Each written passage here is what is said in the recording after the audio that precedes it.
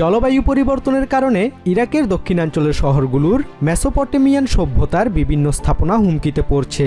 Mesopotamian সভ্যতাকে বিশ্বের প্রাচীনতম সভ্যতা হিসেবে বিবেচনা করা হয়। ঐতিহাসিক নিদর্শনগুলো রক্ষায় দ্রুত পদক্ষেপ নেওয়া না হলে সেগুলো বিলীন হয়ে যেতে পারে বলে সতর্ক করেছেন প্রত্নতত্ত্ব বিভাগের কর্মকর্তারা।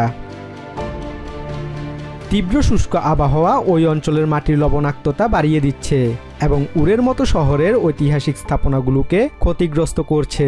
এতে হুমকির মুখে পড়েছে বাইবেল উল্লেখ্য বিশ্বাসের জনক আব্রাহামের জন্মস্থান ও একসময়ের মহিমান্বিত সাম্রাজ্যের রাজধানী ব্যাবিলন।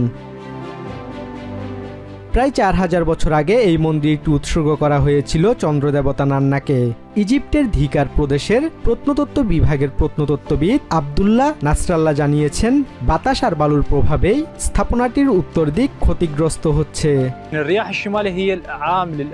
উত্তর দিকের বাতাসে মূলত এই স্থাপনার বিভিন্ন অংশ ক্ষয়ের প্রধান কারণ। আমরা বিশেষভাবে এটি দেখতে পাই দুবলাল মাখ মন্দির, রয়্যাল সিমেট্রি এবং জিগুরাটে। বিশেষ করে জিগুরাটের উত্তর পাশ দ্রুত নষ্ট হচ্ছে, কারণ এই দিকটি বালুর টিলার মুখোমুখি।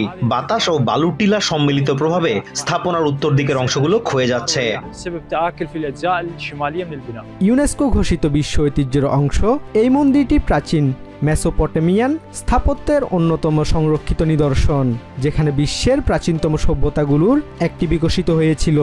ইতিমধ্যে আবহাওয়ার প্রভাব ও জলবায়ু পরিবর্তনের কারণে 3 স্তর বিশিষ্ট মন্দিরটির একবারে বাইরের স্তর ক্ষয়ে গেছে। ক্ষয় শুরু হয়েছে দ্বিতীয় স্তরেও। 1920 সালে আবিষ্কৃত জিগুরাটের নিকটবর্তী উরের রয়্যাল সিমেট্রি এখন ধ্বংসের ঝুঁকিতে, কারণ লবণের আস্তরণের কারণে ইটগুলো ক্ষয়ে যাচ্ছে। ধিকার প্রত্নতত্ত্ব বিভাগের ইন্সপেক্টর ডক্টর কাজেম হাসুনের আশঙ্কা, এই লবণ পুরো সমাধিক্ষেত্রকে ধ্বংস করে ফেলবে। বৈশ্বিক উষ্ণতা ও জলবায়ু পরিবর্তনের কারণে এই লবণের স্তরগুলো দেখা দিয়েছে, যা রয়্যাল সিমেট্রির গুরুত্বপূর্ণ অংশগুলো ধ্বংস করে দিয়েছে। পাশাপাশি প্রাচীন উর নগরীর অন্যান্য অংশ ক্ষতিগ্রস্ত হয়েছে। এই জলবায়ু পরিবর্তন এখন সক্রিয়ভাবে উরের অবশিষ্ট সব স্থাপনাকে ধ্বংসের হুমকির মুখে ফেলছে। ইরাক বর্তমানে তাপমাত্রা বৃদ্ধি ও দীর্ঘস্থায়ী খরার সঙ্গে লড়াই করছে, যা দেশটির দক্ষিণাঞ্চলে লবণাক্ততা বাড়াচ্ছে।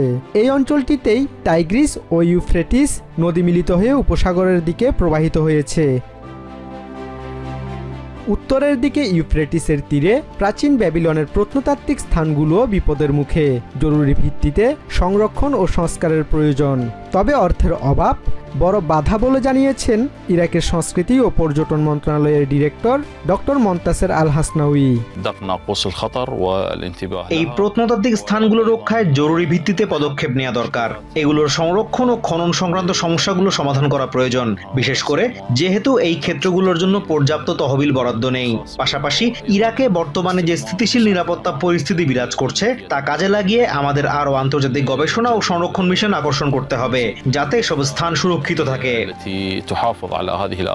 ইরাক ইতিমধ্যেই বহু দশকের যুদ্ধের অভিঘাত সহ্য করেছে, তবে এখন ইরাকের নতুন চ্যালেঞ্জ হলো জলবায়ু পরিবর্তন, যা শুধু কৃষির ভবিষ্যৎকেই হুমকির মুখে ফেলছে না, বরং দেশের ঐতিহাসিক অস্তিত্বকেও করছে বিপন্ন।